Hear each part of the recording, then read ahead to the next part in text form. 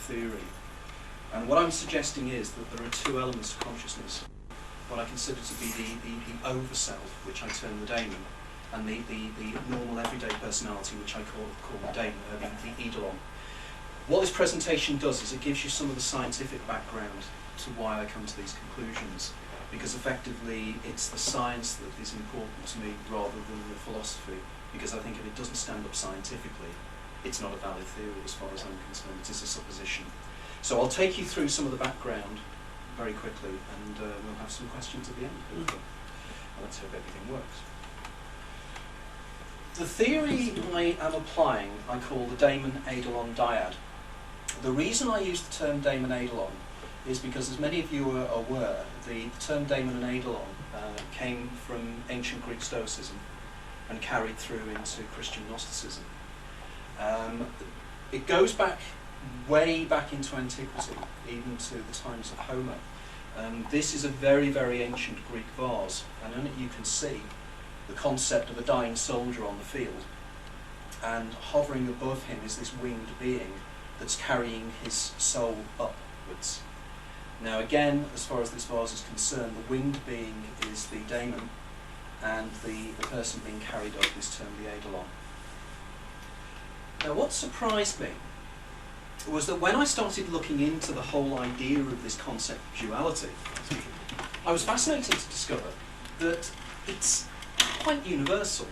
In a lot of cultures from around the world, you will find this concept of a lower and higher self, but it's more subtle in the idea that, say, we have a soul and a body. It's considerably more subtle than that.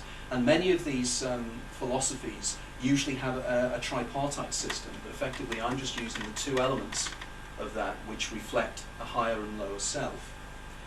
The Egyptians had something called the Ka and the Ba, and the Persians something called the Irvan and the Dayana. Now, at this point, I always point out, it quite fascinates me that a lot of car manufacturers seem to be using this terminology, because as we know, you have a Ford car, and Mazda have something called the Irvan. And of course, those of you who know your theology will also know that the name Mazda is also the Zoroastrian name for God as well. So clearly there's some kind of link here as well. The Chinese had something called the Hun and the Po. But what particularly fascinating was the Kalabari tribe. And as I understand, the Kalabari were a fairly isolated tribe in Western Africa. And again, they have a concept called the Biangbo and the Time. Now, what is particularly fascinating about the Kalabari belief system is the Kalabari argue that the Biangbo not only is your own higher self, but it also knows your future. And it acts as a guide, as if it is already aware of events that are going to happen in your life, which I found quite intriguing because it's very much what the theories I present in my first book. The ancient Greeks had the term the thymos and the psyche.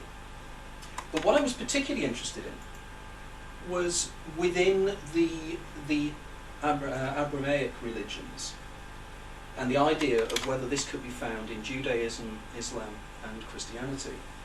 And I was surprised to discover that yet again we find exactly the same theories, but they're always found in the Gnostic belief systems of those religious groups. In other words, the Gnostic belief systems being the hidden belief systems, the belief systems of possibly the elite, whereas there's the general religion for the masses, and then there is this hidden religion that is behind, that is taught by the inner circles, as it were.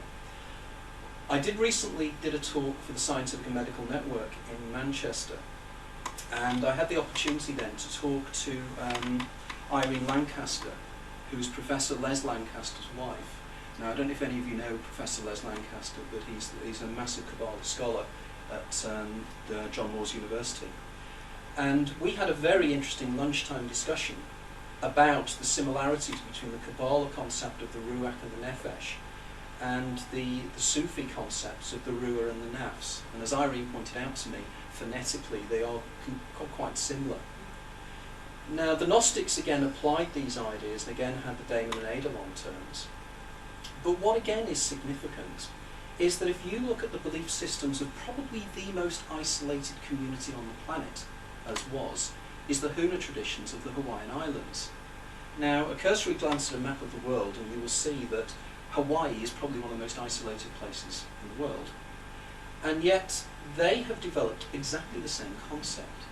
And again, they have this idea that the higher self, the Amakua, is a guiding spirit. It's not just a higher self, it's a spirit that knows the future. It is aware of things that you're not aware of in your everyday personality. And again, they have the lower idea of the Huanhe. So here we have something that seems to be a universal. So clearly must be based upon something in some way or other. What I then started doing was looking into various famous people in history who claimed in one way or another that they were either guided by a higher being or were dictated to by a higher being. Now, in the first version of the book, when I did the research on the book, I came up to 142 individuals in history that who claimed that they had been guided by a voice, for want of a better term, in their lives. And some of the people are quite surprising when you come across them. I've just selected 5 here at semi-random because some of these cases are quite interesting. The first one here is Percy Shelley. Now, in the summer of 1822, Shelley, together with Mary Shelley and a few friends, were staying at a place called Casa Magna in Lerici in northern Italy. And there was one afternoon when Shelley was walking along the terrace outside the Casa Magna, and he heard a rustling sound behind him. And he turned around expecting it to be Mary offering him a cup of tea or something. And standing in front of him was his own doppelganger. And the doppelganger walked towards him, looked him straight in the eye, and said, "Are you happy?" and then vanished. Clearly this disturbed Shelley, particularly because, as many of you are probably aware, that in particularly Eastern European traditions, to see your own double is a harbinger of death. So effectively this did concern him quite a lot. It then came to pass that his friend, Leigh Hunt, suggested that it might be good if Shelley and another of his friends sailed over to see him over in Leghorn.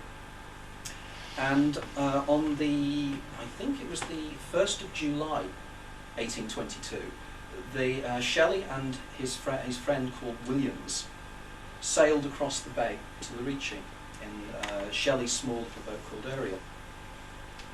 They made the journey across and there was no problem at all.